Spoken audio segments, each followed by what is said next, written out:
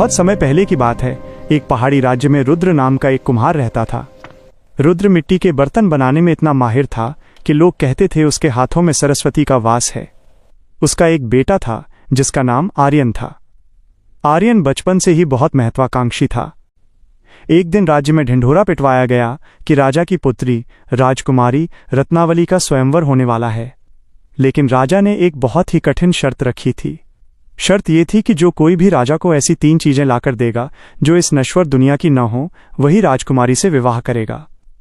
आर्यन ने अपने पिता से कहा, पिताजी, मैं स्वयंवर में जाऊंगा। रुद्र परेशान हो गया, बेटा, हम मामूली कुम्हार हैं, हमारे पास दिव्य चीजें कहां से आएंगी। पर आर्यन नहीं माना। वह घर से निकल पड़ा। चलते चलते वो एक ऐसे रेगिस्तान में पहुंचा जहां रेत चांदी की तरह चमक रही थी। वहां उसने देखा कि एक बूढ़ा आदमी हवा में लटकते हुए एक पहिए को घुमा रहा था, लेकिन वो पहिया मिट्टी का नहीं बल्कि जम चुकी ओस की बूंदों का बना था। आर्यन ने पास जाकर प्रणाम किया और अपनी इच्छा बताई। बूढ़ा आदमी मुस्कुराया और बोला, बेटा, दिव्य विद्या पाने के लिए धैर्य चाहिए।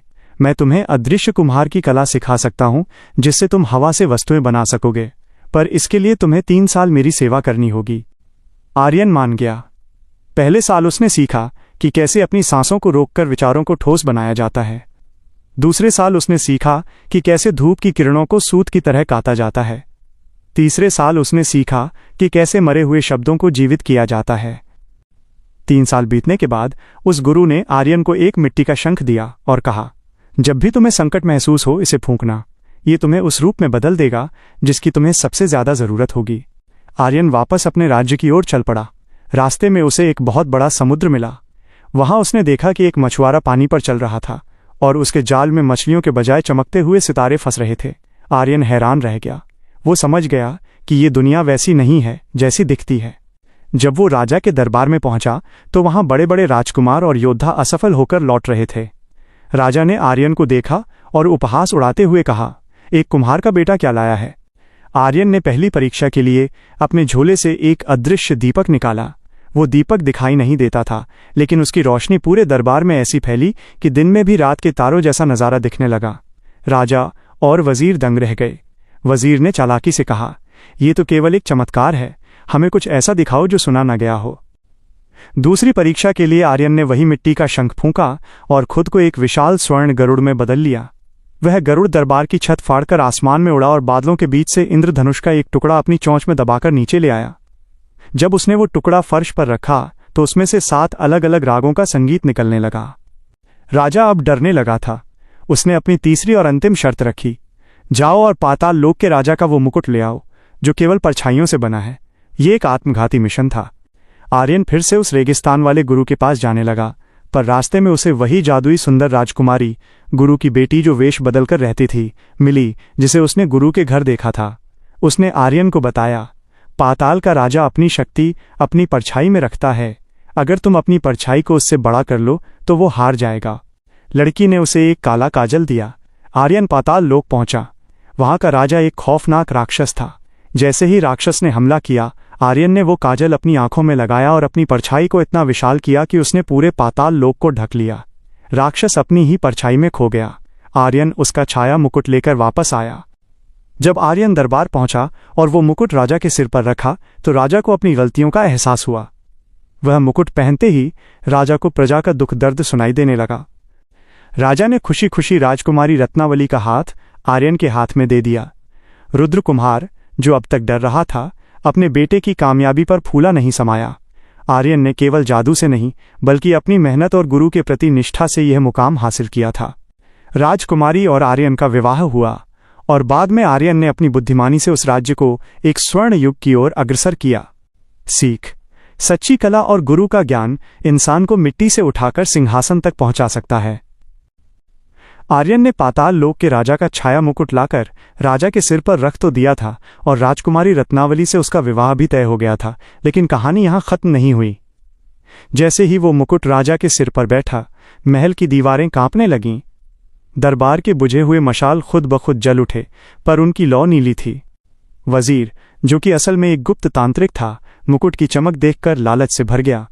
उसने राजा के कान में जहर घोलना शुरू किया। महाराज, ये लड़का साधारण कुम्हार नहीं है, ये मुकुट पाताल की बला है। जिस दिन पूर्णमासी की रात आएगी, यह मुकुट आपके प्राण हर लेगा। अगर बचना है तो इस लड़के को एक ऐसी जगह भेजिए जहां से आज तक काल भी वापस नहीं आया, शून्य का टापू। राजा, जो अब मुकुट के प्रभाव में भ्रमित था, उसने आर्यन को बुलाया और कहा, आर्यन, विवाह से पूर्व तुम्हें अपनी योग्यता का अंतिम प्रमाण देना होगा। तुम्हें शून्य के टापू से अमृत की मिट्टी लानी होगी, जिससे मैं अपनी प्रजा को अमर कर सकूं। यदि तुम असफल रहे तो तुम्हारा और तुम्हारे पिता का सिर कलम कर दिया जाएगा। आर्यन समझ गया कि ये वजीर की चाल है। वो उदास होकर अपने पिता रुद्र के पास गया। रुद्र ने कहा, बेटा, मिट्टी का काम तो मैंने सिखाया, पर किस्मत की मिट्टी भगवान लिखता है। उस जादुई शंख को साथ ले जा। आर्यन फिर से निकल पड़ा। इस बार रास्ता और भी भयानक था। चलते चलते वो एक ऐसी नदी के पास पहुंचा जिसका पानी ऊपर की ओर बह रहा था। वहां एक बुढ़िया बैठी थी जो कांटों से स्वेटर बुन रही थी। आर्यन ने उसकी मदद की। बुढ़िया ने खुश होकर कहा, बेटा, शून्य का टापू नक्शे पर नहीं, मन के अंधेरे में मिलता है। ये लो सत्य का काजल, इसे अपनी पलकों पर लगाओगे तो तुम्हें वो दिखेगा जो छिपा हुआ है। आर्यन ने काजल लगाया तो देखा कि वो नदी पानी की नहीं बल्कि बीते हुए कल की यादों की थी। वो उस पर चलकर टापू तक पहुंचा। टापू पर पहुंचते ही उसका सामना खुद के हमशक्ल से हुआ। वो हमशक्ल आर्यन के डर और लालच का रूप था। दोनों के बीच जादुई युद्ध छिड़ गया। आर्यन जो मंत्र पढ़ता, उसका हमशक्ल भी वही पढ़ता। तभी आर्यन को अपनी गुरु की बेटी जादूगरनी की बात याद आई। उसने मंत्र पढ़ना बंद कर दिया और चुपचाप बैठ गया। जैसे ही उसने लड़ना छोड़ा, उसका हमशक्ल गायब हो गया। वह समझ गया कि शून्य में केवल वही जीतता है जो खुद को शून्य कर लेता है। वहां उसे अमृत की मिट्टी तो नहीं मिली, लेकिन एक पारस पत्थर मिला जिससे कोई भी मिट्टी सोना बन सकती थी। जब वो लौट रहा था, उसे रास्ते में वही 3 लोग मिले, पकोड़े तलने वाला, जलेबी बनाने वाला और गुड़ बनाने वाला जादूगर। इस बार वे डरे हुए थे। उन्होंने आर्यन को रोका और कहा, बेटा, आगे मत जाना। वजीर ने राज्य पर कब्जा कर लिया है। उसने राजा को काल कोठरी में डाल दिया है और राजकुमारी को बंधक बना लिया है। वो तुम्हारे छाया मुकुट की शक्ति का उपयोग करके दुनिया को अंधकार में डूबना चाहता है। आर्यन के खून में उबाल आ गया। उसने गुड़ बनाने वाले जादूगर से कहा, गुरुदेव, आपने मुझे जो सिखाया था, आज उसका कर्ज उतारने का समय है। आर्यन ने अपनी जादुई कला का प्रदर्शन शुरू किया। उसने वहां बिखरे हुए मीठे बेरों को मंत्रों से अग्नि के गोलों में बदल दिया।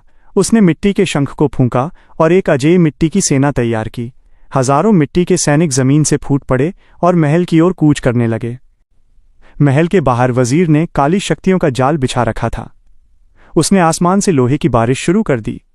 आर्यन ने मंत्र पढ़कर हवा में एक मिट्टी का गुंबद बनाया, जिसने पूरी सेना को बचा लिया। जब दोनों आमने सामने आए तो वजीर ने चिल्लाकर कहा, तू एक कुम्हार का बेटा है, मेरी तंत्र विद्या का मुकाबला कैसे करेगा? आर्यन ने मुस्कुराते हुए कहा, मिट्टी से ही सब जन्म लेते हैं और मिट्टी में ही सब मिल जाते हैं। तुम्हारी तंत्र विद्या भी मिट्टी ही है। युद्ध भयानक था। वजीर ने खुद को एक विशाल काले धुएं के अजगर में बदल लिया। आर्यन ने पारस पत्थर निकाला और उसे अपनी मिट्टी की ढाल पर रगड़ा। ढाल सोने की हो गई और उसमें से ऐसी रोशनी निकली कि वजीर की काली शक्तियां पिघलने लगीं। लेकिन कहानी यहां भी नहीं रुकनी। वजीर ने अंतिम दांव खेला। उसने राजकुमारी रत्नावली की आत्मा को एक मिट्टी के दीपक में कैद कर दिया और उसे एक गहरी खाई में फेंकने लगा। आर्यन के पास केवल एक पल था, या तो वो वजीर को मारता या राजकुमारी को बचाता। आर्यन ने शंख फूंका और एक तेज रफ्तार बाज बनकर खाई की ओर झपटा। उसने चोंच से उस दीपक को पकड़ लिया, लेकिन इसी बीच वजीर ने आर्यन की पीठ पर जहरीला खंजर मार दिया। आर्यन घायल होकर नीचे गिरा, पर उसने दीपक को टूटने नहीं दिया। तभी वहां वही सुंदर जादूगरनी, गुरु की बेटी, प्रकट हुई। उसने अपनी जादुई शक्तियों से वजीर को पत्थर की मूर्ति में बदल दिया। उसने आर्यन के घाव पर अपनी आंखों के आंसू टपकाए, जिससे वो फिर से स्वस्थ हो गया। राजकुमारी आजाद हुई। राजा को कालकोठरी से निकाला गया। पूरे राज्य में जश्न का माहौल था। लेकिन आर्यन ने राजा से कहा, महाराज, मुझे आधा राज्य नहीं चाहिए। मैंने सीखा है कि असली जादू सत्ता में नहीं, सृजन में है। आर्यन ने राजकुमारी से विवाह किया, लेकिन वो महल में रहने के बजाय अपने पिता की झोपड़ी के पास एक बड़ी जादुई पाठशाला बनाई। वहां वो दुनिया भर के बच्चों को मिट्टी से चमत्कार करना सिखाने लगा। पर कहते हैं कि वजीर अभी भी उस पत्थर की मूर्ति के अंदर जीवित है और वो इंतजार कर रहा है कि कब कोई लालची इंसान उस मूर्ति को छुए और वो फिर से आज़ाद हो सके। आर्यन को भी इस बात का पता था, इसलिए उसने उस मूर्ति को शून्य के टापू की सबसे गहरी गुफा में दफन कर दिया और वहां अपनी परछाई को पहरेदार बनाकर छोड़ दिया। समय बीतता गया, आर्यन बूढ़ा हुआ, पर उसकी जादुई मिट्टी की खुशबू आज भी उन पहाड़ों में महसूस की जा सकती है। लोग कहते हैं कि आज भी अगर कोई सच्चा कलाकार संकट में हो तो उसे वो मिट्टी का शंख कहीं न कहीं पड़ा मिल जाता है। अभी ये सफर और भी आगे जाएगा, क्योंकि शून्य के टापू पर वजीर की परछाई कुछ और ही साजिश रच रही है। आर्यन और राजकुमारी रत्नावली का जीवन सुखमय बीत रहा था, लेकिन नियति को कुछ और ही मंजूर था। शून्य के टापू पर दफन वजीर की पत्थर की मूर्ति ने एक नई साजिश रच ली थी। वजीर ने पत्थर के अंदर रहते हुए अपनी चेतना को अंतरिक्ष की काली शक्तियों डार्क नेबुला से जोड़ लिया था। एक रात जब पूरा राज्य सो रहा था, आसमान से एक लाल धूमकेतु गिरा। ये धूमकेतु सीधा शून्य के टापू पर जा लगा। उस टक्कर से वजीर की मूर्ति टूट गई, लेकिन वो अब इंसान नहीं बल्कि धूल और साये का दानव बन चुका था। उसने अपनी पहली ही फूंक से टापू के पहरेदार आर्यन की परछाई को कैद कर लिया। अगली सुबह जब आर्यन उठा तो उसने देखा कि उसकी परछाई गायब है। बिना परछाई के आर्यन की शक्तियां आधी रह गई थीं। तभी आसमान काला पड़ गया और वजीर की गूंजती आवाज सुनाई दी, आर्यन, तूने मुझे मिट्टी में मिलाया था, अब मैं पूरी दुनिया को राख बना दूंगा। अगर अपनी परछाई और अपने राज्य को बचाना है तो समय के चक्र को खोज कर ला, वरना सूरज कभी नहीं उगेगा। आर्यन समझ गया कि ये अब तक की सबसे बड़ी चुनौती है। उसने रत्नावली से विदा ली और अपने बूढ़े पिता रुद्र का आशीर्वाद लिया। रुद्र ने उसे एक पुरानी मिट्टी की पोटली दी और कहा, बेटा, जब सब रास्ते बंद हो जाएं तो इस मिट्टी को जमीन पर छिड़क देना, ये तुम्हें तुम्हारे पूर्वजों के ज्ञान तक ले जाएगी। आर्यन का सफर अब नक्षत्रों के मार्ग की ओर था। चलते चलते वो आंसुओं के मरुस्थल में पहुंचा। वहां की रेत प्यासी थी और इंसानों के डर को सोख लेती थी। वहां उसे एक विचित्र प्राणी मिला, जिसका आधा शरीर कांच का था और आधा आग का। उसने कहा, समय के चक्र तक पहुंचने के लिए तुम्हें 3 कड़वे सत्य के द्वारों को पार करना होगा। आर्यन जैसे ही पहले द्वार पर पहुंचा, उसे अपनी माँ दिखाई दी, जो बचपन में ही गुजर गई थी। माँ उसे पुकार रही थी, बेटा यहीं रुक जा, इस जादुई दुनिया को छोड़ दे। आर्यन का दिल पसीज गया, लेकिन उसने सत्य का काजल लगाया और देखा कि वो उसकी माँ नहीं बल्कि एक मायावी भ्रम राक्षस था।